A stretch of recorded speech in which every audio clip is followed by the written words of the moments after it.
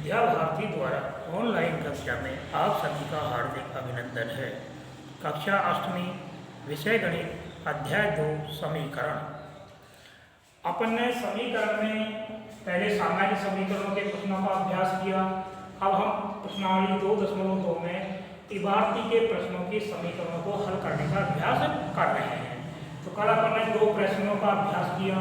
अब तीसरा प्रश्न अपन को है, एक समद्विबाहु त्रिभुज का आधार 4/30 तथा उसका परिमाप 4 सही 2/15 सेमी हो तो उसकी बराबर भुजाओं की लंबाई ज्ञात की। अर्थात समद्विबाहु त्रिभुज जिसकी 2 भुजा तो बराबर है और एक भुजा आधार है। आधार तो हमको दे रखा है उसका, और तीनों भुजाओं का योग यानी परिमाप भी दिया गया है। तो जो दोनों बराबर की भुजा है उनकी अपन को लंबाई याद करनी है, तो वो को तब मान लेते हैं। तो मानेंगे तो अपन यहाँ पे करेंगे माना बराबर भुजाएं, उन बराबर भुजाओं को भुजा बराबर क्या मान लेंगे x, सिर्फ उन दोनों भुजाओं को x मान लेते हैं। अब दोनों बराबर भुजा है x है। अब हमको त्रिभुज का परिमाप होता है, त्रिभुज का परिमाप। त्रिभुज के परिमाप का सूत्र होता है तीनों भुजाओं का योग। तीनों भुजाओं का योग। अब 3 भुजा में एक भुजा तो आधार दे रखी है अपन को 4.3 सेमी और 2x सेमी की दोनों भुजा बराबर की होती है। तो परिमाप तो दिया है हमको 4 सही 2/15 बराबर तीनों भुजा। एक तो 4/3 प्लस x और प्लस की भी x को बराबर भुजाओं को हमने दोनों को x मान लिया। 15 चौका 60 तो ये हो गया 62/15 बराबर हो गया 4/3 प्लस 2x। अब इसको अपन हल करते हैं, तो यहाँ करेंगे इसका पक्षांतरण। पक्षांतरण करेंगे तो हम 2x को इधर को लाएंगे तो माइनस के तो गए 2x बराबर 4/3 और माइनस के हो जाएंगे 62/15। ये इधर को आएगा तो ये आ गया। आगे हल करते हैं तो -2x बराबर इसका लैसा लेंगे 15, 3 का भाग देंगे 5 5 चौका 20 -62। इसके नीचे अपन 1 भी लगा सकते, -2x/1 बराबर ये माइनस के हो जाएंगे 42/15। अपन यहाँ माइनस से माइनस को काट भी सकते हैं। अब यहाँ करेंगे तिर्यक गुणा।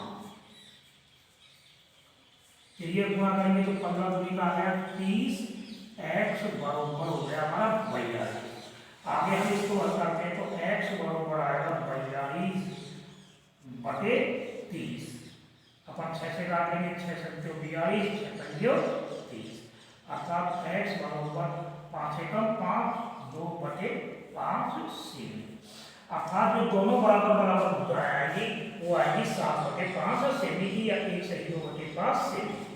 इस प्रकार अपन जो अचर पद मानते हैं उसका मान ज्ञात कर लेंगे तो हमारे पास में समीकरण आराम से। इसमें फिर बात ध्यान रखनी कि जो हमसे पूछा जाता है उसको चर पद मानेंगे। अब जो बराबर भुजा है तो भुजा उनको x सेमी की मान लेंगे। मानने के बाद में आपको दिया क्या है, इसमें दिया है परिमाप। तो त्रिभुज का परिमाप का ही सूत्र लिखेंगे। अब भाई त्रिभुज का परिमाप होता है तीनों भुजाओं का योग। परिमाप की स्थान पर परिमाप लिखा अपन ने 4 सही 2/15 बराबर एक भुजा को दे रखी है को आधार 4/3 और 2 अपन ने x की मानी है। इनको अपन समीकरण बने। और समीकरण को हम पक्षांतरण विधि से या अचर पद को समाप्त करने वाली विधि से किसी भी प्रकार अपने इसको हल करें हर के चर पद का मान निकालेंगे, वही उसकी बराबर भुजा कहलाएगी।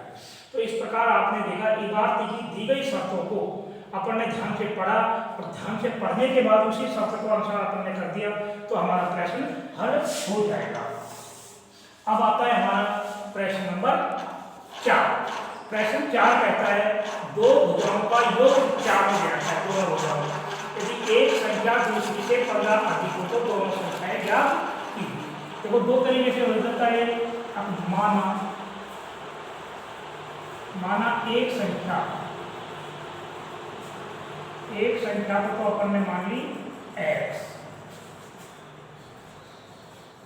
x से भी मान ली, तो दूसरी को मानेंगे फिर दूसरी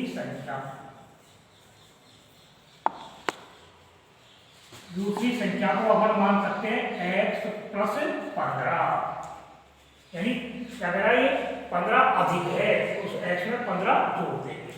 अब हमको दिया है इन दोनों का योग दिया है 95, तो हम जब हल करेंगे तो हल में आ जाता है हमारा एक तो x, एक x प्लस 15 और बराबर इनका योग दिया है अपन को 95। अब इसको सरल करेंगे तो हमारे पास होती है 2x प्लस 15 बराबर 95। यहाँ करेंगे पक्षांतरण, यहाँ पक्षांतरण करेंगे इसका, तो आपके सामने आएगा 2x बराबर 95 माइनस 15, 2x बराबर आ गया हमारे पास 80, x बराबर आ गया 80 बटे 2, x बराबर आ गया 40। ये तो प्रथम संख्या आ गई, प्रथम संख्या तो बराबर आ गई हमारी 40। दूसरी संख्या हमको दे रखी है 15 अधिक, अर्थात 40 प्लस 15 बराबर कितना हो गया 55। अब इन दोनों को जोड़ कर मिलेगी जो 95 हो तो हमारा प्रश्न सही है, अन्यथा गलत है। इसकी एक दूसरी विधि भी है, अगर हम चाहें तो उस दूसरी विधि से भी इस प्रश्न को हल कर सकते हैं।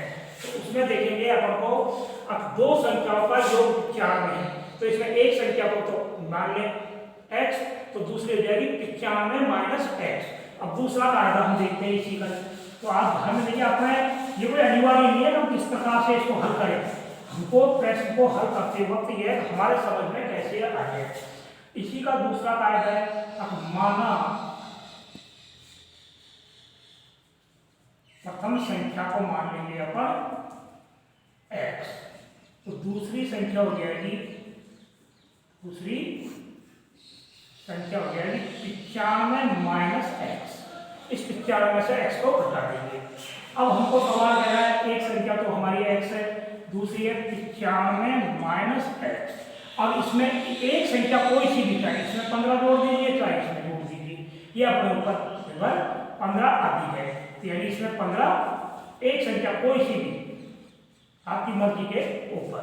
अब देखिए इसको हल करेंगे अपन, तो अब यहाँ पक्षांतरण करेंगे, यहाँ क्या करेंगे पक्षांतरण करेंगे, तो ये तो x है, जिसको लाएंगे तो ये हो जाएगा प्लस का x बराबर 95 है, इस 95 15 को इधर को लेके जाएंगे, पक्षांतरण करेंगे तो माइनस को जाएंगे 15, तो ये हो गया 2x बराबर आ गया हुई 80, तो बचेगा 95 से x बराबर कितना हो जाएंगे 80 बटे 2, x बराबर हो गया हमारा कितना हो गया 40। वही प्रथम संख्या हमारे पास 40 आ गई, दूसरी करेंगे 95 माइनस 40, तो हमारा हम सवाल को हल कर सकते। प्रथम संख्या बराबर आ गई 40 और दूसरी संख्या आ जाएगी संख्या आ गई 95 माइनस 40 बराबर 55। किसी भी तरीके से मेथड है अलग अलग तरीके के, किसी भी मेथड से अपन प्रश्न को हल करें तो हमारा मान आ जाना चाहिए, वो जो चर पद को मानेंगे उसका मान निकालना ही हमारा समीकरण को हल करना होता है। अनेकों विधियां हैं, हमारे दिमाग में उस समय कौन सी विधि आ रही है, हम क्या सोचते हैं, क्या मानते हैं, उसके ऊपर हमारे ये प्रश्न मुख्यतः निर्भर करते हैं। अब जिस चीज को हमने माना है उसी तरीके से माने, जैसे कि आपने बताया पहले में, एक को हमने x मानी है तो एक को x प्लस 15 मानी है, ऐसे मान सकते हैं, दूसरे के 15 दिए, फिर दोनों को जोड़ दे तो उनका योग 95, वो सरल कायदा हो गया। दूसरी तरीके में दो संख्याओं का योग 95 है, जैसे एक संख्या दो संख्याओं का योग अपन को 40 दे दिया, एक संख्या 30 दे दी, तो दूसरी संख्या कितनी हो जाएगी 20, यानी 50 में से 30 को हटा देंगे। उसी प्रकार 95 में से x को हटाएंगे तो ये दूसरी संख्या हमको प्राप्त हुई है। अब ये दोनों संख्या बराबर ये कब होगी, मुझे कह रहा है एक संख्या दूसरी से 15 अधिक है, कोई सी नहीं 15 जोड़ दो, 40 में जोड़ दीजिए, 40 में जोड़ दीजिए, कोई फर्क नहीं पड़ता है हम किस पक्ष में जोड़ रहे हैं। एक संख्या है, कोई सी भी हो सकती है, बड़ी ये भी हो सकती है, ये भी हो सकती है। अब इसको अपन समीकरण का माध्यम से, समीकरण के नियम से हल करेंगे तो आपको चर पद का मान प्राप्त हो जाएगा। तो हम आराम से इबारती के प्रश्न को जब भी हल करें तो उसको ध्यानपूर्वक पहले प्रश्न को 2 बार पढ़ें। अब प्रश्न कहना क्या चाहता है, उस प्रश्न की शर्त के अनुसार हम जमाएंगे तो हमारी एक समीकरण तैयार हो जाएगी, समीकरण तैयार हो जाएगी और उसको आराम से हल कर सकते हैं। इस प्रकार आपने देखा कि दो प्रश्न अपन ने कल अभ्यास करवाए, दो प्रश्नों का अभ्यास अपन ने आज करवाया। इस प्रकार ये 4 प्रश्नों का अभ्यास हुआ है। इन चारों प्रश्नों को आप विधिवत तरीके से एक एक प्रश्न को इबारती को पढ़ करके जमा करके आप हल करिए, तब जाकर के आपके ये प्रश्न समझ में आएंगे। अन्यथा इबारती के प्रश्नों को हल करने में आप बहुत अधिक चिंतित होने की कोई आवश्यकता नहीं है। उसकी शर्तों को मानिए, शर्तों को मान करके हल करिए तो आपके प्रश्न समझ में आ जाएगा, अन्यथा ये प्रश्न समझ में नहीं आ पाएंगे अगर इसको बार बार से इसका अभ्यास नहीं किया। तो आज के जो गृह कार्य में है आप इन चारों ही प्रश्नों का अभ्यास करेंगे। 1, 2, 3 और 4 प्रश्न अपन ने कराए, इन चारों का ही आप कार्य पहले अभ्यास करिए, फिर गृह कार्य में करेंगे तो आपके अच्छे से समझ में आएंगे। धन्यवाद।